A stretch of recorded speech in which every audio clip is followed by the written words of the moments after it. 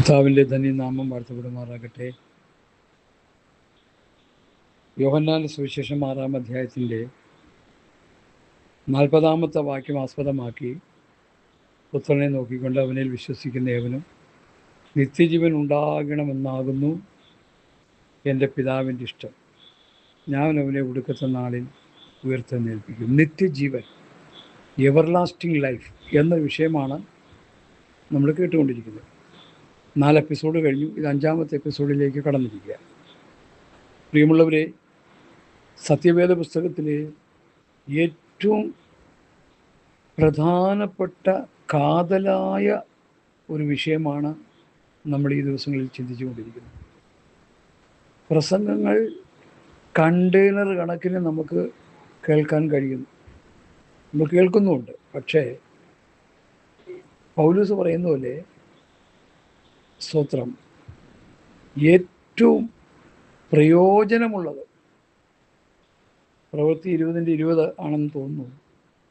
പ്രയോജനമുള്ളതൊന്നും മറച്ചു വയ്ക്കാതെ ഞാൻ മുഴുവനും നിങ്ങൾക്ക് അറിയിച്ചു തന്നിരിക്കുന്നു. പ്രയോജനമുള്ള വിഷയങ്ങൾ നമ്മൾ കേൾക്കുകയും പഠിക്കുകയും ചെയ്യണമെന്നാണ് പൗലൂസിൻ്റെ ഒരു പ്രസ്താവന. ഞാൻ അതിനെ 100% പിന്താങ്ങും. ആവശ്യമില്ലാത്ത കാര്യങ്ങൾ കേട്ട് പ്രസംഗിച്ചു സമയം കളയുന്ന ഒരു കാലഘട്ടത്തിലേക്ക് നമ്മൾ വന്നെത്തിയിരിക്കുന്നു.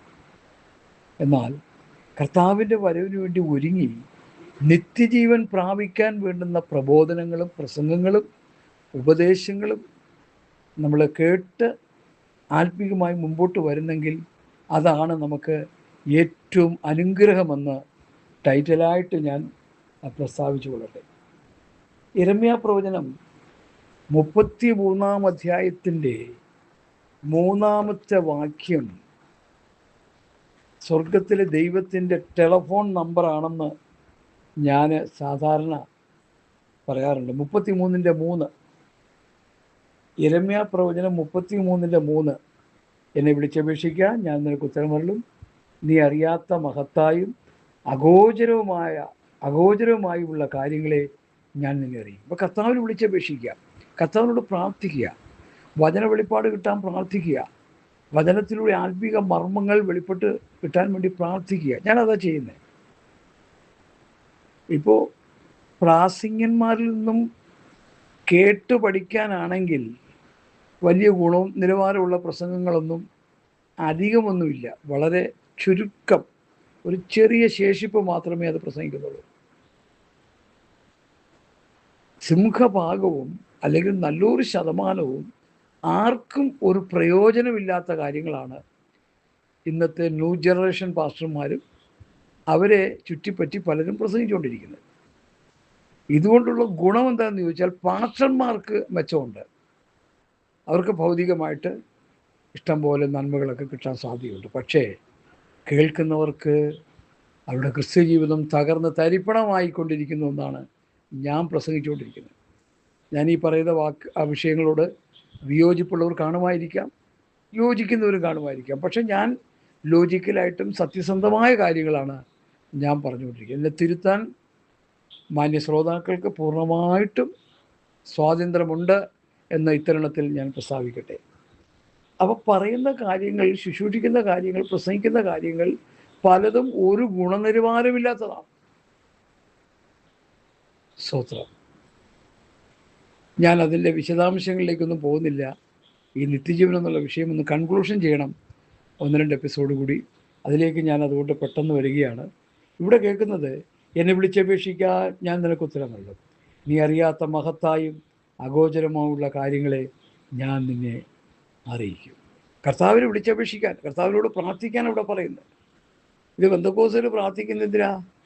വിസയ്ക്ക് വേണ്ടി, കാറിന് വേണ്ടി, വീടിന് വേണ്ടി, ലോറിക്ക് വേണ്ടി, അതിനു വേണ്ടി, ഇതിനു വേണ്ടി, ഭൗതികമായ കാര്യങ്ങൾക്ക് വേണ്ടി കിടന്ന് തലയിറഞ്ഞ് പ്രാർത്ഥിക്കുന്ന വിശ്വാസികളും പ്രാർത്ഥിക്കാൻ പ്രേരിപ്പിക്കുന്ന ശുശ്രൂഷ വൃന്ദങ്ങളും കുമിള് പോലെ മുളച്ചു വന്നുകൊണ്ടിരിക്കുന്നു എന്ന് പറയുന്നതിൽ വേദനയുണ്ട്. ഇവിടെ സ്വർഗത്തിലെ ദൈവം പറയുന്നത്, എന്നെ വിളിച്ചപേക്ഷിക്കാം, ഞാൻ നിനക്ക് ഉത്തരമരുളും. നീ അറിയാത്ത മഹത്തായും അഗോചരമായുമുള്ള കാര്യങ്ങളെ ഞാൻ നിന്നെ അറിയിക്കും. വിലയേറിയ കാര്യങ്ങൾ. ഞാൻ അതിനൊന്നുകൂടി മാറ്റുകൂട്ടാൻ പറയുന്നു. സ്വർഗീയമായ കാര്യങ്ങൾ, ആത്മീകമായ കാര്യങ്ങൾ. സ്തോത്രം. സ്വർഗത്തിൽ ദൈവം തൻ്റെ ഹൃദയത്തിൽ മറച്ചു വച്ചിരിക്കുന്ന മാർമിക സത്യങ്ങൾ നമ്മൾ യാചിക്കുമ്പോൾ, പ്രാർത്ഥിക്കുമ്പോൾ, വിളിച്ചപേക്ഷിക്കുമ്പോൾ അത് നമുക്ക് നൽകി തരും. നമ്മൾ ലോകത്തുള്ള ആൾക്കാരെയും സ്നേഹിതന്മാരെയും സ്വന്തക്കാരെയും ബന്ധക്കാരെയും ഒന്നും സ്വന്തം വിട്ടുകളയാതെ എപ്പോഴും വിളിച്ച് സംസാരിക്കുകയൊക്കെ ചെയ്യുന്നുണ്ടിരിക്കുക നല്ല കാര്യമാണ്. ഞാനത് എടുക്കുന്നില്ല. കർത്താവിന് വിളിക്കാറുണ്ടോ? കർത്താവിൻ്റെ ഈ നമ്പറിലേക്ക് വിളിക്കാറുണ്ടോ? ഇരമ്യാവ് 33:3 വിളിക്കാറുണ്ടോ? വിളിക്കുന്നവർക്കെല്ലാം കിട്ടും, ഇഷ്ടംപോലെ കിട്ടും. യാചിപ്പിനും കിട്ടും, അന്വേഷിപ്പിനും കണ്ടെത്തും, മുട്ടും തുറക്കപ്പെടും. ഇന്ന് ആരും അതിന് തുനിയുന്നില്ല. ലോക സുഖഭോഗങ്ങളിൽ മുഴുകിക്കിടക്കുന്ന, ദലീലയുടെ മടിയിൽ ഉറങ്ങുന്ന പന്തോക്കോ സമൂഹത്തെയാണ് നമ്മൾ കണ്ടുകൊണ്ടിരിക്കുന്നത്. ദലീൽ ആരാ? ലോകമാണ്. ലോകത്തിൻ്റെ മടിയിൽ തലവെച്ച് കിടന്നുറങ്ങുക. പ്രിയമുള്ളവരെ, അപകടം മണത്തത് കൊണ്ടാണ് ഞാനത് പറയുന്നത്. ഹല്ലേലൂയ, സ്തോത്രം. നിത്യജീവൻ എന്നുള്ള വിഷയത്തിലേക്ക് ഞാൻ പ്രവേശിക്കട്ടെ. വളരെ മനോഹരമായൊരു സബ്ജക്റ്റാണ് നിത്യജീവൻ എന്നുള്ളത്. ഏറ്റവും സുപ്രധാനമായ ഒരു സബ്ജക്റ്റാണ്. എല്ലാവർക്കും കാണാതെ അറിയാവുന്നൊരു വാക്യം. തൻ്റെ ഏകജാതനായ പുത്രൻ വിശ്വസിക്കുന്നവരും നശിച്ചു പോകാതെ നിത്യജീവൻ പ്രാപിക്കേണ്ടതിന് ദൈവം അവനെ നൽകുവാൻ തക്കവണ്ണം ലോകത്തെ സ്നേഹിച്ചു. നിത്യജീവൻ പ്രാപിക്കാൻ തക്കവണ്ണം, നിത്യജീവൻ പ്രാപിക്കേണ്ടതിനാണ് പിതാവ് തൻ്റെ പുത്രനെ തന്നത്. അല്ല നമുക്ക് കാറ് കിട്ടാനും വീട് കിട്ടാനും ലോറി കിട്ടാനൊന്നുമല്ല. അതൊക്കെ കർത്താവ് നമുക്ക് ആദിയിൽ അവൻ്റെ രാജ്യം നീതി അന്വേഷിക്കുമ്പോൾ നമുക്ക് ആവശ്യമുള്ള തന്നോളൂ. അതിനുവേണ്ടി കിടന്ന് തലയറയണ്ട, അതിനുവേണ്ടി കിടന്ന് ഉപവസിക്കണ്ട, അതിനുവേണ്ടി കിടന്ന് പ്രാർത്ഥിക്കണ്ട. എന്നാൽ ദൈവരാജ്യം ദൈവനീതിയും അന്വേഷിക്കാൻ നമ്മൾ ജാഗരൂകരായിരിക്കണം എന്ന് ഞാൻ ഓർപ്പിക്കുന്നു. തൻ്റെ ഏകജാതനായ പുത്രൻ വിശ്വസിക്കുന്നവരും നശിച്ചു പോകാതെ നിത്യജീവൻ പ്രാപിക്കേണ്ടതിനെ. സ്തോത്രം. യോഹന്നാൻ്റെ സുവിശേഷം 6-ാം അധ്യായത്തിൽ നിന്നാണല്ലോ നമ്മൾ സംസാരിച്ചത്. അതിൽ പ്രധാനമായ കുറിവാക്യമായിട്ട് നമ്മളൊരു വാക്യം വായിച്ചു. അത് മനോഹരമായൊരു വാക്യമാണ്. അപ്പം തിന്നാൻ വന്ന ആൾക്കാരോട് കർത്താവായ യേശുക്രിസ്തു പറഞ്ഞ സുപ്രധാന വാക്യം, നിങ്ങൾ അപ്പം തന്ന് തൃപ്തരായത് കൊണ്ടത്രേ എന്നെ അന്വേഷിക്കുന്നത്. അടുത്ത് എന്താ കർത്താവ് അടുത്ത് പറഞ്ഞത്? അതാരും അധികം ഒന്നും ശ്രദ്ധിക്കാറില്ല. നശിച്ചു പോകുന്ന ആഹാരത്തിനായിട്ടല്ല, നിത്യജീവങ്കിലേക്ക് നിലനിൽക്കുന്ന ആഹാരത്തിനായിട്ട് തന്നെ പ്രവർത്തിപ്പിൻ, അത് മനുഷ്യപുത്രൻ നിങ്ങൾക്ക് തരും. അവനെ പിതാവാം ദൈവം ഉത്തരേറ്റു. അപ്പം നിത്യജീവൻ എവർലാസ്റ്റിംഗ് ലൈഫ്. സുവിശേഷത്തിൽ പല പ്രധാന പുള്ളികൾ വന്ന് യേശുവിൻ്റെ അടുക്കൽ, ഗുരു, ഞാൻ നിത്യജീവൻ പ്രാപിക്കാൻ എന്ത് ചെയ്യണം? നിത്യജീവൻ പ്രാപിക്കാൻ എന്ത് ചെയ്യണം? നിത്യജീവൻ പ്രാപിക്കാൻ എന്ത് ചെയ്യണമെന്ന് ചോദിക്കുന്ന വേദഭാഗങ്ങളൊക്കെ വേദപുസ്തകത്തിലുണ്ട്. സ്തോത്രം. ഇവിടെ യോഹന്നാന്റെ സുവിശേഷം 3-ാം അധ്യായത്തിൽ ദൈവരാജ്യത്തിൽ കിടക്കുന്ന വിഷയവുമായിട്ടൊരു ബന്ധമാണെങ്കിലും അത് നിത്യജീവനാണല്ലോ. പരീശന്മാരുടെ കൂട്ടത്തിൽ യഹൂദന്മാരുടെ ഒരു പ്രമാണിയായി നിക്കോദെമസ് എന്ന പേരുള്ളൊരു മനുഷ്യനുണ്ടായിരുന്നു. അവൻ രാത്രിയിൽ അവൻ്റെ അടുക്കൽ വന്നു. അവന് പകൽ വരാൻ സമയമില്ല, രാത്രിയിലാണ്. റബി, നീ ദൈവത്തിൻ്റെ അടുക്കൽ നിന്ന് ഉപദേഷ്ടാവോ എന്തിരിക്കുന്നു എന്ന് ഞങ്ങൾ അറിയുന്നു. ദൈവം തന്നോടുകൂടെ ഇല്ലെങ്കിൽ നീ ചെയ്യുന്ന അടയാളങ്ങളെ ചെയ്യുവാൻ ആർക്കും കഴിയുകയില്ല എന്ന് പറഞ്ഞു. അപ്പോൾ യേശുവിനെ ഒന്ന് പ്രശംസിക്കുക, ഒന്ന് പുകഴ്ത്തി പറയുക. കർത്താവ് അവനോട് എന്താ പറയുന്നത്? യേശു അവനോട് ആമേൻ ആമേൻ ഞാനോട് പറയുന്നു, പുതുതായി ജനിച്ചില്ല എങ്കിൽ ദൈവരാജ്യം കാണുവാൻ ആർക്കും കഴിയില്ലെന്ന് ഉത്തരം പറഞ്ഞു. അപ്പോൾ ദൈവരാജ്യം, സ്വർഗരാജ്യം, നിത്യജീവൻ, ഇതൊക്കെ സബ്ജക്റ്റൊക്കെ തത്വത്തിലൊന്നു തന്നെയല്ലേ? അപ്പം നിത്യജീവൻ പ്രാപിക്കാൻ എന്ത് ചെയ്യണം? പുതുതായി ജനിക്കണം, ഒരു പുതിയ മനുഷ്യനാകണം.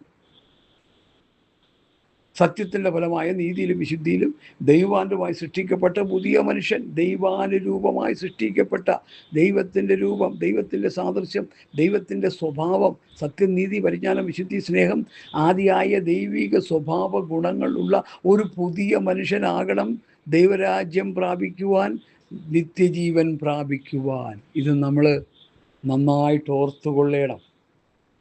ഹല്ലേലൂയ. നിക്കോദെമസിനോട് കർത്താവ് പറഞ്ഞ പ്രധാന ഒരു വാക്യമാണത്. നീ പുതുതായി ജനിക്കണം. സ്തോത്രം.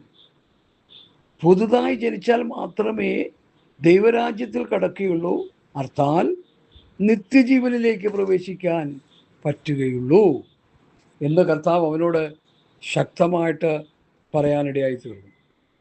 ഹല്ലേലൂയ. ഞാൻ അടുത്ത എൻ്റെ വിഷയത്തിലേക്ക് വരട്ടെ. എൻ്റെ 6-ാം അധ്യായത്തിൻ്റെ അതിൽ നിന്നാണല്ലോ നമ്മൾ കുറിവാക്യം വായിച്ചത്. സ്തോത്രം.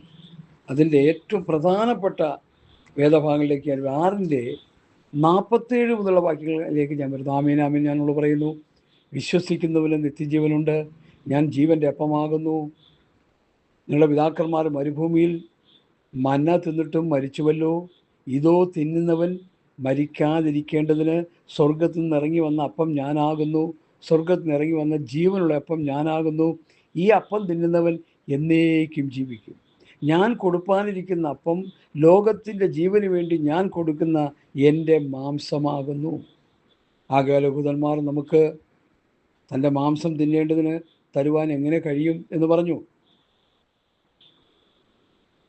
തമ്മിൽ വാദിച്ചു. യേശു അവരോട് പറഞ്ഞത്, ആമേൻ ആമേൻ ഞാൻ നിങ്ങളോട് പറയുന്നു, നിങ്ങൾ മനുഷ്യപുത്രൻ്റെ മാംസം തിന്നാതെയും അവൻ്റെ രക്തം കുടിക്കാതെയും ഇരുന്നാൽ നിങ്ങൾക്കുള്ളിൽ ജീവനില്ല. എൻ്റെ മാംസം തിന്നുകയും എൻ്റെ രക്തം കുടിക്കുകയും ചെയ്യുന്നവന് നിത്യജീവനുണ്ട്. എന്താണ് ഈ മാംസം? എന്താണ് ഈ രക്തം? നമ്മളൊന്ന് പഠിക്കാൻ പോവുക. ഈ പിതാക്കന്മാരുടെ പഠനത്തിലൂടെയാണ് ഈ ശരിയായ വചന വെളിപ്പാട് നമുക്ക് കിട്ടുന്നത്. സ്തോത്രം. എൻ്റെ മാംസം തിന്നുകയും എൻ്റെ രക്തം കുടിക്കുകയും ചെയ്യുന്നവൻ നിത്യജീവനുണ്ട്, ഞാൻ ഒടുക്കത്തെ നാളിൽ അവനെ ഉയർത്തെഴുന്നേൽപ്പിക്കും. എൻ്റെ മാംസം സാക്ഷാൽ ഭക്ഷണവും എൻ്റെ രക്തം സാക്ഷാൽ പാനീയവുമാകുന്നു.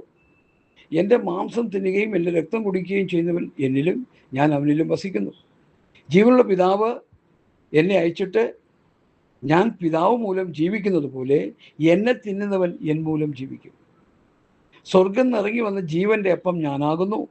പിതാക്കന്മാർ തിന്നുകയും മരിക്കുകയും ചെയ്തതുപോലെയല്ല, ഈ അപ്പം തിന്നുന്നവൻ എന്നേക്കും ജീവിക്കും. ഈ വിഷയം കർത്താവ് പറഞ്ഞപ്പോൾ വലിയ ആശയക്കുഴപ്പം അവർക്കുണ്ടായി, നമുക്കുണ്ടാവും. എന്താണ് എന്നെ തിന്നുക എന്ന് പറഞ്ഞാൽ? എൻ്റെ മാംസം എൻ്റെ രക്തം എന്ന് പറഞ്ഞാൽ, ഈ മാംസം എന്ന് ഉദ്ദേശിക്കുന്നത് ദൈവത്തിൻ്റെ വചനത്തെയാണ് ഇവിടെ കാണിക്കുന്നത്. ഈ രക്തം എന്നുള്ളത് പരിശുദ്ധാത്മാവിനെയാണ്. ദൈവവചനം ഭക്ഷിക്കുകയും പരിശുദ്ധാത്മാവിനെ പാനം ചെയ്യുകയും ചെയ്യുന്ന ഒരു വ്യക്തിക്ക് മാത്രമേ നിത്യ ജീവനിലേക്ക് പ്രവേശിക്കാൻ പറ്റുകയുള്ളൂ. ഇതൊരു വിവാദ വിഷയമാണ് കേട്ടോ. പലരും തെറ്റായ നിലയിൽ വ്യാഖ്യാനിക്കുന്ന വേദഭാഗങ്ങളാണ്. എന്നാൽ പെന്തക്കോസ്ത് പ്രസ്ഥാനത്തിൻ്റെ തലതൊട്ടപ്പന്മാർ അല്ലെങ്കിൽ പിതാക്കന്മാർ, വിശുദ്ധന്മാരായ, വേർപെട്ടവരും വിശുദ്ധിയിലും വേർപാടിലും ജീവിച്ച പിതാക്കന്മാരായ ദൈവവൃത്യനിൽ നിന്നാണ് ഈ സന്ദേശങ്ങൾ ഞാൻ കേൾക്കുകയും പഠിക്കുകയും ചെയ്തത്. കാരണം ഇത് ആരെങ്കിലും ഒരു മനുഷ്യൻ പ്രസംഗിക്കണ്ടേ? വചനത്തിലിതുണ്ടല്ലോ. മനുഷ്യൻ പ്രസംഗിച്ച് കേട്ടാലല്ലേ നമുക്കിത് പ്രസംഗിക്കാൻ പറ്റത്തുള്ളൂ.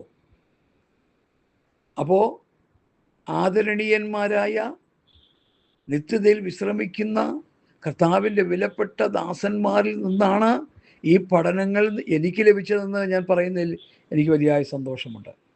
എൻ്റെ മാംസം സാക്ഷാൽ ഭക്ഷണവും എൻ്റെ രക്തം സാക്ഷാൽ പാനീയവുമാകുന്നു. എൻ്റെ മാംസം തിന്നുകയും എൻ്റെ രക്തം കുടിക്കുകയും ചെയ്യുന്നവൻ എന്നിലും ഞാൻ അവനിലും വസിക്കും. ജീവനുള്ള പിതാവ് എന്നെ അയച്ചിട്ട് എൻ്റെ പിതാവിൻ മൂലം ജീവിക്കുന്നത് പോലെ എന്നെ തിന്നുന്നവൻ എൻ മൂലം ജീവിക്കും. സ്വർഗത്തിൽ നിറങ്ങി വന്ന ജീവൻ്റെ അപ്പം ഞാനാകുന്നു. പിതാക്കന്മാർ മന്ന തിന്നുകയും മരിക്കുകയും ചെയ്തതുപോലെയല്ല, ഈ അപ്പം തിന്നുന്നവൻ എന്നേക്കും ജീവിക്കും. അതായത് കർത്താവിൻ്റെ വചനങ്ങൾ, ഞാൻ നിങ്ങളോട് സംസാരിച്ച വചനങ്ങൾ 6:63 ആത്മാവും ജീവനുമാകുന്നു. ഈ ദൈവവചനം നമ്മൾ ഭക്ഷിക്കുകയും പരിശുദ്ധാത്മാവിനെ പാനം ചെയ്യുക എന്ന് പറഞ്ഞാൽ ആത്മാവിനെ പ്രാപിച്ച് ആത്മാവിൽ ആരാധിക്കുക, ആത്മനിറവിൻ ജീവിതം നയിക്കുക, ആത്മസ്വഭാവമുള്ളവരായിരിക്കുക, ആത്മഫലങ്ങൾ പുറപ്പെടുവിക്കുക, ആത്മാവിനെ അനുസരിച്ച് നടക്കുക, ആത്മനടത്തിപ്പിൽ നമ്മുടെ ജീവിതം നയിക്കുക, ആത്മനിയോഗത്താൽ കാര്യങ്ങൾ ചെയ്യുക. ഇതൊക്കെ ഇന്നുണ്ടോ ദൈവമക്കളെ? പ്രസംഗിച്ച് ദൈവവചനത്തിൻ്റെ വിശുദ്ധിയും വേർപാടും ഉപദേശങ്ങളും മായം ചേർത്ത് മായമുള്ള പാലാണ് ഇന്ന് നമുക്ക് വചനം പലരും വിളമ്പി തരുന്നത്. നമുക്കിന്ന് ആത്മീയ കുളത്തിൽ കിട്ടുന്നത് നല്ലൊരു ശതമാനം മായം ചേർത്തതാണ്. നിർമ്മലമായ ദൈവവചനം ഇന്ന് കേൾക്കാൻ വളരെ ദുർലഭമാണ്. അങ്ങനെ കേൾക്കണമെങ്കിൽ പണ്ട് പിതാക്കന്മാർ പ്രസംഗിച്ച് യൂട്യൂബിൽ അപ്ലോഡ് ചെയ്തിട്ടുള്ളത് ഉണ്ടത് നമ്മുടെ അടുത്ത് വേണം കേൾക്കാൻ. അല്ലാതെ ഇന്ന് ഈ പ്രസംഗിക്കുന്ന ചപ്പും ചവറും ഒക്കെ, കാരണം എനിക്ക് 10% തന്നുകൊണ്ടിരുന്നു, എനിക്ക് 20% തരണം, 30% എന്ന് തരണം എന്ന് പറയുമ്പോൾ നമുക്ക് എന്താണ് അതിൽ നിന്ന് മെസ്സേജ് കിട്ടുന്നത്? ഞങ്ങൾക്ക് പണ്ട് ദാരിദ്ര്യവാസികളായിരുന്നു, ഞങ്ങൾക്ക് 6 രൂപ 50 പൈസ 7 രൂപ സ്വത്രാഴ്ച കിട്ടി. ഇന്ന് ഞങ്ങൾക്ക് 7 ലക്ഷമാണ് കിട്ടുന്നത്. അന്ന് കിട്ടിയത് പിച്ചക്കാശും ഇന്ന് കിട്ടുന്നത് നല്ല ഒറിജിനൽ പണവും.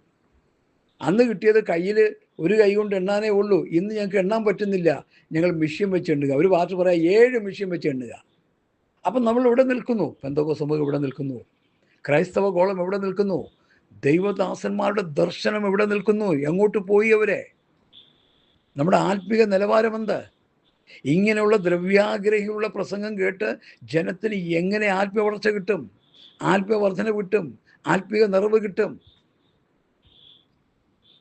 ഇവിടെ റേറ്റ് പറഞ്ഞ് പ്രസംഗിക്കുന്നവരുണ്ട്. എൻ്റെ പ്രസംഗത്തിന് ഇത്ര തരണം, ഇത്ര തരണം, ഇത്ര തരണം. അപ്പോഴാണ് ഞാൻ പറഞ്ഞത്, ഇന്ന് ഞാനൊരു സഹോദരനത് പറഞ്ഞു, 2.5 ഗ്ലാസ് ചൂടുവെള്ളം തന്നാൽ കേരളത്തിൽ എവിടെയും വന്ന് ദൈവവചനം കർത്താവ് തന്ന കൃപയ്ക്കനുസരിച്ച് പ്രസംഗിക്കാൻ ഞാനിതാ എന്നെ തന്നെ സമർപ്പിച്ച് മുൻപോട്ട് പോകുന്ന ഒരു സാധു മനുഷ്യനാണ്. നിങ്ങൾ 5 പൈസ തരണ്ട, നിങ്ങളൊരു സ്വത്രാഴ്ചയും തരണ്ട, നിങ്ങൾ കഞ്ഞിയും പയറും തരണ്ട. 2.5 ഗ്ലാസ് ചൂടുവെള്ളം തന്നാൽ അത് കുടിച്ച് പ്രസംഗിച്ചിട്ട് ഞാൻ എൻ്റെ പാട്ടിന് പൊക്കോളാം. ഇത് പറയാനുണ്ടായ ചേതോവികാരം എന്താണ്? ദ്രവ്യാഗ്രഹത്തിൻ്റെ കൗശലവാക്ക് പ്രയോഗിച്ചുകൊണ്ടിരിക്കുക. എറണാകുളത്തൊരു ബിരുദം കിടപ്പുണ്ട്, പേരും പ്രസ്ഥാനവും ഒന്നും ഞാൻ പറയുന്നില്ല. പേരും പ്രസ്ഥാനവും പറഞ്ഞ് ഞാൻ ഇവരെ നാറ്റിക്കാൻ എനിക്ക് താല്പര്യമില്ല. കാരണം അവരും അനുസരണം കെട്ട സഹോദരങ്ങളാണ്. നാളെ അവർ മടങ്ങി വരുന്നെങ്കിൽ വരട്ടെ, അതിനുവേണ്ടി ഞാനത് വെളിപ്പെടുത്താത്തത്. 500 രൂപയെ കുറഞ്ഞ് സ്വത്രാഴ്ച ഇടരുത്. ഞാൻ പല പ്രാവശ്യം പറഞ്ഞിട്ടുണ്ട്. ഇതിൽ കേട്ട് നിങ്ങളിത് മനസ്സിലാക്കി മറ്റുള്ളവരോട് ഷെയർ ചെയ്യുക. 500 രൂപ കുറഞ്ഞ് സ്വത്രാഴ്ച ഇടാൻ പാടില്ല. പാവം പിടിച്ചവർ അവിടെ നിന്ന് കടവും മേടിച്ചാണെങ്കിൽ 500 നോട്ടും കൊണ്ടുവരും സഭായത്തിന്. ഇവർക്ക് ആത്മീയമായി എന്താ കിട്ടുന്നത്? ഒരു ഗുണവും നിലവാരമുള്ള മെസ്സേജ് അല്ല അവർക്ക് കിട്ടുന്നത്. അവരെ ലോകത്തിലേക്ക് വലിച്ചടയ്ക്കുന്ന, ഭൗതികത്തിലേക്ക് വലിച്ചടയ്ക്കുന്ന, ലോകസ്നേഹികളാക്കുന്ന, ദ്രവ്യാഗ്രഹികളാക്കുന്ന, നാശത്തിലേക്ക് തള്ളിക്കളയുന്ന സന്ദേശങ്ങളാണ് അവർക്ക് ഇവർ കൊടുക്കുന്നത്. എന്ത് ഫലം അതുകൊണ്ട്? എന്നെ കേൾക്കുന്ന പ്രിയപ്പെട്ടവരെ, ഞാൻ നിങ്ങളോട് സംസാരിച്ച വചനങ്ങൾ ആത്മാവും ജീവനും.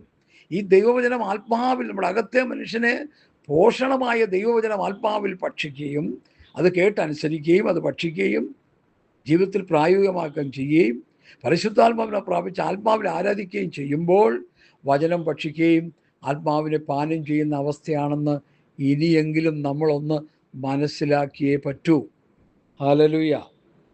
കർത്താവ് അവരോട് 6-ാം അധ്യായത്തിൽ ഒത്തിരി കാര്യങ്ങൾ ഇങ്ങനെ പറഞ്ഞു. അപ്പം തിന്നാനും രോഗശാന്തിക്കും ഭൗതിക കാര്യങ്ങളുടെ വിടുതലിന് വേണ്ടി ഒരു വലിയ സംഖ്യ ജനം, ഞാൻ നേരത്തെ പ്രാവശ്യം പറഞ്ഞിട്ടുണ്ട്, യേശുവിൻ്റെ പുറകെ പോവുക. അവരോട് കർത്താവ് ഉപദേശം കഠിനമാക്കി. അവൻ്റെ ശിഷ്യന്മാർ പലരും അത് കേട്ടിട്ട് അവ കട്ടിയായ കാര്യങ്ങൾ പറഞ്ഞപ്പോൾ എന്ത് വരിക? ഇത് കഠിനവാക്ക്, ഇത് ആർക്ക് കേൾപ്പാൻ കഴിയുമെന്ന് പറഞ്ഞു. യോഹന്നാൻ 6-ന്റെ സ്തോത്രം 60-ാമത്തെ വാക്യം, ഇത് കഠിനവാക്ക്, ഇതാർക്ക് കേൾപ്പാൻ കഴിയുമെന്ന് പറഞ്ഞു. ശിഷ്യന്മാർ അതിനെ ചൊല്ലി പിറുപിറുക്കുന്നത് യേശു തന്നിൽ തന്നെ അറിഞ്ഞ് അവരോട്, ഇത് നിങ്ങൾക്ക് ഇടർച്ചയാകുന്നുവോ? മനുഷ്യപുത്രന് മുമ്പേ ഇരുന്നിടത്തേക്ക് കയറിപ്പോകുന്നത് നിങ്ങൾ കണ്ടാലോ? ജീവിപ്പിക്കുന്നത് ആത്മാവാകുന്നു, മാംസമൊന്നിനും ഉപകരിക്കുന്നില്ല. ഞാൻ നിങ്ങളോട് സംസാരിച്ച വചനങ്ങൾ ആത്മാവും ജീവനുമാകുന്നു. എങ്കിലും വിശ്വസിക്കാത്തവർ നിങ്ങളുടെ ഇടയിൽ ഉണ്ട് എന്ന് പറഞ്ഞു. വിശ്വസിക്കാത്തവർ ഇന്നവരെന്നും തന്നെ കാണിച്ചു കൊടുക്കുന്നവൻ ഇന്നവനെന്നും യേശു ആദ്യം മുതൽ അറിഞ്ഞിരുന്നു. അത് ഹേതുവായിട്ടത്രേ ഞാൻ നിങ്ങളോട് പിതാവ് കൃപ നൽകിയിട്ടല്ലാതെ ആർക്കും എൻ്റെ അടുക്കൽ വരുവാൻ കഴിയുകയില്ല എന്ന് പറഞ്ഞു. സ്തോത്രം. അപ്പോൾ ഈ സംഭാഷണം ഇങ്ങനെ തുടർന്നിട്ട് അടുത്ത് ഗൗരവമായൊരു സബ്ജക്റ്റിലേക്ക് നമ്മൾ വരികയാണ്. വളരെ ഗൗരവമേറിയ ഒരു സബ്ജക്റ്റിലേക്ക്. ഇതൊന്നും അധികം ആരും പ്രസംഗിക്കാറില്ല. ഞങ്ങളെപ്പോലെ ചുരുക്കം ചില കർത്താവിൻ്റെ ദാസന്മാർ, എസ്പെഷ്യലി ദൈവവചനത്തിൻ്റെ പുതിയ നിയമം പ്രസംഗിക്കുന്നവർ മാത്രമേ ഇതൊക്കെ പറയാറുള്ളൂ. മറ്റവരാരും സൈലൻ്റാണ്. അവരുടെ നാവിലൊന്നും ഇത് കിട്ടത്തില്ല, അവർക്കിത് പ്രസംഗിക്കാൻ കഴിയത്തില്ല. ദ്രവ്യാഗ്രഹികൾക്ക് എന്ത് പ്രസംഗിക്കാനാണ്? ഒന്ന് ഊതുമ്പോൾ 4 കരണം മറിയുന്നവനും ഛർദ്ദിപ്പിക്കുന്നവനും ഉറപ്പിക്കുന്നവനും ചിരിപ്പിക്കുന്നവനും എന്ത് ദൈവവചനം പറയാനാ? സ്തോത്രം. ശ്രദ്ധിച്ച് കേൾക്കണമേ. യോഹന്നാൻ 6:66 മുതൽ, അന്ന് മുതൽ അവൻ്റെ ശിഷ്യന്മാർ പലരും പിൻവാങ്ങിപ്പോയി. എന്താ പിൻവാങ്ങി പോയാനുള്ള കാരണം? ആത്മീക മർമ്മങ്ങൾ കർത്താവ് പറഞ്ഞപ്പോൾ ഇത് കഠിനവാക്കെന്നും പറഞ്ഞ് പലരും പിന്മാറിപ്പോയി. പിന്നെ അവനോടുകൂടി സഞ്ചരിച്ചില്ല. ആകയാൽ യേശു പന്തിരുവരോട്, നിങ്ങൾക്ക് പൊയ്ക്കൊള്ളുവാൻ മനസ്സുണ്ടോ എന്ന് ചോദിച്ചു. ശീമോൻ പത്രോസ് അവനോട്, കർത്താവേ, ഞങ്ങൾ ആരുടെ അടുക്കൽ പോകും? നിത്യജീവൻ്റെ മൊഴികൾ നിന്റെ പക്കലുണ്ട്. നിത്യജീവ മൊഴികൾ നിന്നിലുണ്ടു പരനേ, നിന്നെ വിട്ടിട്ടടിയങ്ങൾ എങ്ങു പോയി വസിക്കും? നീയല്ലോ ഞങ്ങൾക്കുള്ള ദിവ്യസമ്പത്തേശുവേ. അപ്പം യേശുവിനെ സമ്പത്തായിട്ട് കണ്ടു. ഇന്ന് ലോകത്തിൻ്റെ ഭൗതികം വാരി കോരി കൂട്ടി വെച്ചിട്ട് നീയല്ലോ ഞങ്ങൾക്കുള്ള ദിവ്യസമ്പത്ത് യേശുവേ എന്ന് പാടുന്നതിൽ എന്തർത്ഥമുള്ളത്? പഴയ ഒരു ഭക്തൻ എഴുതിയൊരു പാട്ടുണ്ട്, എൻ്റെ സമ്പത്തൊന്നു ചൊല്ലുവാൻ വേറെയില്ലെന്നും യേശു മാത്രം സമ്പത്താകുന്നു. ചുമ്മാ പാടുക, മെനക്കേട് പാടിക്കൊണ്ടിരിക്കുക, വെറുതെ പാടുക. ആ കാശിന് പോക്കില്ലാത്തവൻ പാടിയാൽ അതിന് സന്തോഷമുണ്ട്. വാരിക്കോരി കൂട്ടി വെച്ച് പല ബാങ്കുകളിലും ഡിപ്പോസിറ്റ് ചെയ്ത് തോട്ടങ്ങളായി, വീടുകളായി, വീടോട് വീട് കൂട്ടുകയും വയലോട് വയൽ കൂട്ടുകയും അങ്ങനെ ഇഷ്ടം പോലെ സമ്പാദിച്ചു വെച്ചിരിക്കുന്ന ദ്രവ്യാഗ്രഹികളായ മാസ്റ്റർമാർ ഈ പാട്ട് പാടുമ്പോൾ എന്ത് സന്ദേശമാണ് നമുക്ക് കിട്ടുന്നത്? ഫേക്കായിട്ടുള്ള സന്ദേശമല്ലേ അവർ പാടുന്നത്. സമ്പത്ത് കർത്താവിനെ കാണണം. ആത്മീക സമ്പത്താണ് സമ്പത്ത്. വിശ്വാസത്തിൻ്റെ സമ്പന്നത, പ്രത്യാശയുടെ സമൃദ്ധി, നീതിയുടെയും കൃപദാനത്തിൻ്റെയും സമൃദ്ധി, സകല വനത്തിലും പരിജ്ഞാനത്തിലും സമൃദ്ധി, സന്തോഷ സമൃദ്ധി, പ്രത്യാശയുടെ സമൃദ്ധി. ഇതല്ലേ സമൃദ്ധി? ഇടയ്ക്കൊരു ഭാഷ പ്രസംഗിക്കുന്ന കേട്ടു, സമൃദ്ധിയെക്കുറിച്ച് പ്രസംഗിക്കുമ്പോൾ എല്ലാവരും എന്നെ ഇട്ട് വഴക്ക് പറയുക. ഭാഷയുടെ സമൃദ്ധി എന്താണെന്ന് വേദപുസ്തകത്തിലൂടെ പഠിച്ചെടുക്കേ. പുതിയ നിയമം പഠിക്കുമ്പോൾ സമൃദ്ധി എന്താ? ആത്മീക സമൃദ്ധി. പഴയ നിയമം ഭൗതിക സമൃദ്ധിയെ വിഭാവന ചെയ്യുമ്പോൾ പുതിയ നിയമം ആത്മീക സമൃദ്ധിയാണ് വിഭാവന ചെയ്യുന്നത്. നമ്മുടെ കർത്താവായ യേശുക്രിസ്തു സമ്പന്നനായിരുന്നിട്ടും തൻ്റെ ദാരിദ്ര്യത്താൽ നിങ്ങൾ സമ്പന്നനാകേണ്ടതിന് നിങ്ങൾ നിമിത്തം ദരിദ്രനായി തീർന്ന കൃപ നിങ്ങൾ അറിയുന്നുവല്ലോ. നമ്മൾ സമ്പന്നരാകണം, ഭൗതികത്തിലല്ല, ആത്മീകത്തിൽ, വിശ്വാസത്തിൽ സമ്പന്നത, പ്രത്യാശയുടെ സമൃദ്ധി, സന്തോഷ സമൃദ്ധി, കൃപയുടെയും നീതിദാനത്തിൻ്റെയും സമൃദ്ധി, സകല വനത്തിലും പരിജ്ഞാനത്തിലും സമ്പന്നർ, വിശ്വാസത്തിൽ സമ്പന്നർ. ഇതിങ്ങനെ തുടരെ പറയുന്നതിൻ്റെ കാര്യം എന്താ? ഇത് കേൾക്കുന്നവരുടെ ഹൃദയങ്ങളിൽ ഈ സന്ദേശം വന്നടിച്ച് ആത്മീക സമ്പത്താണ് സമ്പത്തെന്നുള്ളതും സമൃദ്ധി എന്നുള്ളതും പെന്തക്കോസ്തുകാരുടെ ഉള്ളിലോട്ട് കയറണം. അതിന് തന്നെ ഈ പറയുന്നത്, ഇത്ര ശക്തിയോടെ പറയുന്നതിലുകൊണ്ടാണ്. നമ്മൾ മനസ്സിലാക്കണം. ഈ പഴയ നിയമം പഠിപ്പിച്ചും ഈ ഭൗതിക സമ്പത്തിന് വേണ്ടി കിടന്ന് ആക്രാന്തം കാണിക്കുക. അനീതിയുള്ള മാമോൻ. ഈ മാമോൻ എന്നുള്ളതൊരു സിറിയൻ ഭാഷയിൽ അതിനെക്കുറിച്ചൊരു ഭാഷ പ്രസംഗിച്ച് ഞാൻ കേട്ടിട്ടുണ്ട്. അനീതിയുള്ള മാമോൻ എന്ന് പറഞ്ഞാൽ ഭൗതിക സമ്പത്താണ്. സംശയമില്ലാത്ത കാര്യമാണ്. അത് വന്ന് കൂടുന്തോറും ലോകത്തിലേക്ക് നമ്മൾ പോവുക. നമ്മുടെ ലഗേജ് വർദ്ധിക്കും തോറും നമ്മൾ ലോകത്തിലേക്ക് പോവുക. നമ്മുടെ ലഗേജ് കുറയും തോറും നമ്മൾ കർത്താവിനോട് കൂടുതൽ അടുക്കുക. ലഗേജ് എന്ന് പറഞ്ഞാൽ ഈ ഭൗതിക വാരിക്കോരി കൂട്ടുന്ന കാര്യത്തെക്കുറിച്ചായി പറയുന്നത്. ഇന്ന് പ്രസംഗിച്ച കാശ്, പാട്ടുപാടിയ കാശ്, ചവടക്കിന് പോയി അവിടെ പോയി കിടന്ന് എന്താ പറയുക, കൊല്ലൂതിയ അതിന് കാശ്, അതിനൊക്കെ റേറ്റ് വെച്ചിരിക്കുക. ഇത്ര രൂപ. കാശുള്ളവരൊക്കെ മരിച്ചു കഴിയുമ്പോൾ ഇവരെ തപ്പി നടക്കുക. ഇവർക്കതൊരു കൊയ്ത്ത. ഇതെല്ലാം വചനവിരുദ്ധമാണ് സഹോദരങ്ങളെ. പാട്ടുകാരൻ മരിച്ച പാട്ടുപാടി അവനെ സ്വർഗത്തിൽ കയറ്റുക, അല്ലാത്തവർ മരിച്ചാലും പാട്ടുപാടി തിമിർക്കുക കിടന്ന്. പുസ്തകം അനുസരിച്ച് ജീവിക്കാനായിട്ട് ഉപദേശം പറയാൻ ആരെങ്കിലും ഉണ്ടോ?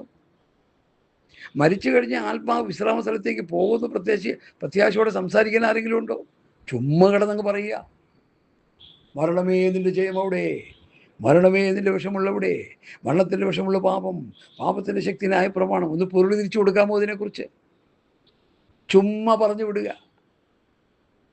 മരണമേന്നിൻ്റെ ജയം എവിടെ, മരണമേന്നിൻ്റെ വിഷമുള്ള എവിടെയെന്ന് മരിച്ചു കിടക്കുന്നവർ ഒരിക്കൽ പോലും കേട്ടിട്ടുണ്ടാവില്ല. അവൻ സങ്കീർത്തനം വായിച്ച് കേൾക്കില്ല, അവൻ അങ്ങനെ ഇത് കേൾക്കുന്നത്. അതുകൊണ്ട് ദൈവസഭയെ അപ്പോസ്തലന്മാർ പഠിപ്പിച്ച ഉപദേശം പഠിപ്പിക്കണം. പൗലോസ്, പത്രോസ്, യോഹന്നാൻ, യാക്കോബ്, യൂദാ പഠിപ്പിച്ചതുപോലെ ദൈവസഭയെ ഉപദേശം പഠിപ്പിച്ച് ക്രിസ്തുവിൽ തികഞ്ഞവരാക്കി നിർത്തണം. അതിനാണ് ഞാൻ ഈ കിടന്ന് കണ്ഠക്ഷോഭം ചെയ്യുന്നത്. എൻ്റെ ലക്ഷ്യമത, കർത്താവ് എനിക്ക് തന്ന ഗോൾ അതാണ്. അതിലേക്ക് ജനം വരണം. അപ്പോസ്തലന്മാർ സഭയെ ഉപദേശിച്ചതുപോലെ പാസ്റ്റർമാർ ഉപദേശിക്കണം. റോമാലേഖനം മുതൽ യൂദയുടെ ലേഖനം വരെ ഉപദേശിക്കണം. അല്ലെങ്കിൽ വെളിപ്പാട് പുസ്തകം 1, 2, 3 വരെ ഉപദേശിക്കണം. വാക്കിനാൽ ലേഖനത്താൽ തന്ന പ്രമാണം ഉപദേശിക്കണം. വാക്കിനാൽ തന്ന പ്രവൃത്തിയും ലേഖനത്തിലൂടെ തന്നത് റോമാലേഖനം മുതൽ യൂദയുടെ ലേഖനം വരെയും, അല്ലെങ്കിൽ വെളിപ്പാട് 1, 2, 3 കൂടി എടുക്കാം. 4-ാം അധ്യായത്തിൽ സഭ സ്വർഗത്തിലാണ്. അത് തന്നെയും പിന്നെയും സഭയെ പഠിപ്പിക്കണം. ഞാനൊരു മഹത്തരമായ സത്യം പറയാനായിട്ട് കർത്താവിൽ ശരണപ്പെടുക. നിങ്ങളൊന്ന് കേട്ടോണേ. സഭയിൽ പ്രസംഗിക്കുമ്പോൾ ഒരു സ്ഥലത്തുനിന്നൊരു വാക്ക്, വേറെ സ്ഥലത്തുനിന്നൊരു വാക്ക് അങ്ങനെ എടുക്കാതെ ഒരു ലേഖനം അടുക്കായിട്ട് പ്രസംഗിക്കുന്നത് വിശ്വാസികൾക്ക് വളരെ പ്രയോജനം ചെയ്യും. ഫോർ എക്സാമ്പിൾ, നമ്മൾ വിദേശത്തിരിക്കുന്ന സമയത്തൊക്കെ എനിക്ക് എൻ്റെ വൈഫ് കത്തയക്കുമായിരുന്നു. വിദേശത്തിരിക്കുന്നവർക്ക് വൈഫും അവരൊക്കെ കത്തൊക്കെ അയക്കുമല്ലോ. ഇന്നല്ലേ മൊബൈലിൻ്റെ വിളി. ഈ കത്തയക്കുന്ന സമയത്ത് കത്തിങ്ങോട്ട് പൊട്ടിച്ചിട്ട് 2 പുറമുള്ള 4 പേജ് A4 സൈസ് ഉണ്ടെന്ന് വെച്ചോ. ആദ്യത്തെ ഒരു പേജ് മാത്രം വായിച്ചിട്ട് കത്ത് മടക്കി വയ്ക്കുമോ ആരെങ്കിലും? അവനെപ്പോലെ പമ്പര വിഡ്ഢി ലോകത്തുണ്ടോ? 4 പേജും ആർത്തിയോടെ വായിച്ച് തീർക്കും. കാരണം എന്താ? ഭാര്യ എഴുതിയിരിക്കുന്ന കത്ത കുഞ്ഞുങ്ങളുടെ കാര്യം, അപ്പനമ്മ കാര്യം, മറ്റു വിവിധ വിഷയങ്ങളെക്കുറിച്ചുള്ള ശക്തമായ പ്രബോധനങ്ങൾ, വിഷയങ്ങൾ അവതരിപ്പിച്ചെഴുതിയിരിക്കുക. അപ്പോൾ 1 പേജ് വായിച്ചാൽ ഒന്നും കിട്ടത്തില്ല. 2 പേജ്, 3 പേജ്, 4 പേജും തീർത്തും വായിച്ചു കഴിയുമ്പോഴാണ് ആ സന്ദേശം പൂർണ്ണമാകുന്നത്. അതുപോലെ സഭകളെ ഒരു വാക്യം എടുത്ത് അവിടെ നിന്ന് ഇവിടെ നിന്നൊക്കെ കൊണ്ടുപോയി പഠിപ്പിച്ചാലൊന്നും അതൊരു പ്രസംഗം ആകില്ലെന്ന് ഞാൻ പറയുന്നില്ല. അതിൽ പ്രസക്തി ഇല്ലെന്നും പറയുന്നില്ല. അത് നല്ലതല്ലെന്നും പറയുന്നില്ല. ഏറെ പ്രയോജനം ഒരു ലേഖനം അങ്ങനെ തന്നെ പഠിപ്പിക്കണം. ഒരു ചാപ്റ്റർ അങ്ങനെ തന്നെ പഠിപ്പിക്കണം. ഒരു ഖണ്ഡിക അങ്ങനെ തന്നെ പഠിപ്പിക്കണം. റോമാലേഖനം നീതീകരണം, വിശുദ്ധീകരണം, തേജസ്കരണം, 3 വിഷയങ്ങൾ കിടപ്പുണ്ട്. അത് 3ഉം അടുക്കായിട്ട് പഠിപ്പിക്കണം. എന്താണ് നീതീകരണം? എന്താണ് വിശുദ്ധീകരണം? എന്താണ് തേജസ്കരണം? അപ്പോസ്തലന്മാർ തരുന്ന ഉപദേശങ്ങൾ ദൈവാത്മാവിൽ അവരെഴുതിയ വചനങ്ങൾ ആത്മനിയോഗത്താലെടുത്ത് പ്രാർത്ഥിച്ച് പരിശുദ്ധാത്മാവിൻ്റെ നിറവിൽ ആ വചനങ്ങൾ ദൈവസന്നിധിയിൽ നിന്ന് പഠിച്ച് പ്രാപിച്ച് അത് വചനവസ്തുപ്രകാരം ശക്തിയോടെ പ്രസംഗിക്കണം.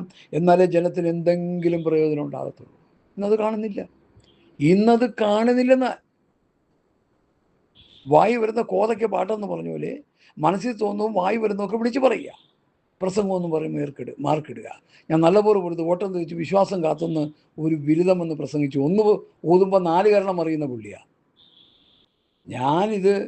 ഇദ്ദേഹത്തെക്കുറിച്ച് അറിവ് കിട്ടുന്നതിന് മുമ്പാണ് ഈ പ്രസംഗം ഇയാൾ ഫോണിൽ ഇങ്ങനെ പ്രസംഗിച്ചത്. ഞാൻ അതിലെടുത്തു ഇദ്ദേഹത്തിൻ്റെ മെസ്സേജ് വെച്ചൊന്ന് കേട്ടു. നല്ലപോലെ വെറുതെ ഓട്ടം തിരിച്ച് വിശ്വാസം കാത്തു. നീതിയുടെ വീരുടെ എനിക്ക് മാത്രമല്ല അവൻ്റെ പത്രികയിൽ പ്രിയം വെച്ച് ഏവർക്കും. ഇത് കേട്ടപ്പോൾ ഈ സന്തോഷം തോന്നി. നല്ലൊരു മെസ്സേജ് കേൾക്കാം, നല്ല ഉപദേശം കേട്ട് സന്തോഷിക്കാം. എവിടെ? ഈ ബോർഡറിൽ കിടന്ന് കറങ്ങുക. പറഞ്ഞ വാക്യത്തിൻ്റെ ബോർഡറിൽ കിടന്ന് കറങ്ങി 1.5-2 മണിക്കൂർ കഴിഞ്ഞ് പ്രസംഗം നിർത്തി ആമയും പറഞ്ഞ് കാശും മേടിച്ച് പുള്ളി തലം വിട്ടു. മുമ്പിലിരുന്ന വിശ്വാസികളെല്ലാം കണ്ണും തള്ളിയിരിക്കുക. പിന്നെ ഒരു കാര്യമുണ്ട്, ഈ ചപ്പും ചവറും പറയുന്നത് കേൾക്കാൻ ആൾക്കാർ കാത് കൂർപ്പിച്ചിരിക്കും. അനുഗ്രഹവും നന്മയും, വിടുതൽ, അനുഗ്രഹം, ശുദ്ധീകരണം, ആത്മീയവർച്ച, ആത്മീയവർദ്ധനം, ആത്മീയ നിറവ്. അയ്യോ, അതൊന്നും ഞങ്ങൾക്ക് വേണ്ട. ഞങ്ങൾക്ക് എന്നോട് പണ്ടൊരു സൗരം പറയുക, ഗൾഫിൽ നിന്നൊരു സൗരം പറയുക, വല്ല ആലോചന വല്ലതും ഉണ്ടോ പാസ്റ്ററെ? ഞാൻ പറഞ്ഞ ആലോചന ഉണ്ട്. നരകത്തിൽ പോകാതിരിക്കാനും സ്വർഗത്ത് പോകാനുള്ള ആലോചനയുണ്ട്. വേണമെങ്കിൽ കേൾക്കാം. അതൊക്കെ ആർക്ക് വേണം. അതുകൊണ്ട് എന്നെ കേൾക്കുന്ന പ്രിയപ്പെട്ടവരെ, ആത്മീയ കുരുടന്മാരായി, ആത്മീയ ദരിദ്രന്മാരായി, ആത്മീയ നഗ്നന്മാരായി ലവോദിക്ക പരുവത്തിൽ സഭ കിടക്കുന്നു. സഭയ്ക്കൊരു മടങ്ങിവരവ് വേണം. അതിന് നിത്യജീവൻ്റെ വചനങ്ങൾ തന്നെ പ്രസംഗിച്ച് അവനെ കേൾപ്പിച്ച് നിത്യജീവനിലേക്ക് നടത്തുവാൻ പാസ്റ്റർമാർക്കിടയാകണം. വിശ്വാസികൾ അതോർത്ത് പ്രാർത്ഥിക്കണം. നിത്യജീവമൊഴികൾ, നിത്യജീവൻ്റെ മൊഴികൾ. ഞാനൊന്ന് ചോദിക്കട്ടെ, എന്തുകൊണ്ടാണ് കർത്താവ് അവരോട് പറഞ്ഞത് നിങ്ങൾക്ക് പൊയ്ക്കൊള്ളാൻ മനസ്സുണ്ടോ? എന്താ അവർ പോകാത്തെ? നിത്യജീവൻ്റെ മൊഴികൾ നിന്റെ പക്കലുണ്ട്, നിന്നെ വിട്ട് ഞങ്ങളും അങ്ങോട്ട് പോകും. അതാണ് പെന്തക്കോസ് സമൂഹം. അതാണ് വേർപാടും വിശുദ്ധിയും പാലിക്കുന്ന പെന്തക്കോസ്. അല്ലാത്തതൊക്കെ പണ്ട് പാസ്റ്റർ പറഞ്ഞ പോലെ അന്തിക്കോസാ, പെന്തക്കോസൊന്നുമല്ല. എതിർക്രിസ്തുവിൻ്റെ പടയാളികളായിട്ട് ഒരുങ്ങിക്കൊണ്ടിരിക്കുന്നവരാ. വേർപാടും വിശുദ്ധിയും ദൈവസഭ കാത്ത് പരിപാലിക്കണം. വചനത്തിൻ്റെ വിശുദ്ധിയുണ്ട്, ആരാധനയിൽ വിശുദ്ധിയുണ്ട്, അണിഞ്ഞൊരുങ്ങുന്നതിൽ വിശുദ്ധിയുണ്ട്, വസ്ത്രം ധരിക്കുന്നതിൽ വിശുദ്ധിയുണ്ട്, എല്ലാറ്റിലും വിശുദ്ധിയുണ്ട്, വേർപാടുണ്ട്. ഇതൊക്കെ ആരാ പ്രസംഗിക്കുന്നത്? ഇതിനാരാ പ്രാധാന്യം കൊടുക്കുന്നത്? Hallelujah, hallelujah, hallelujah, hallelujah.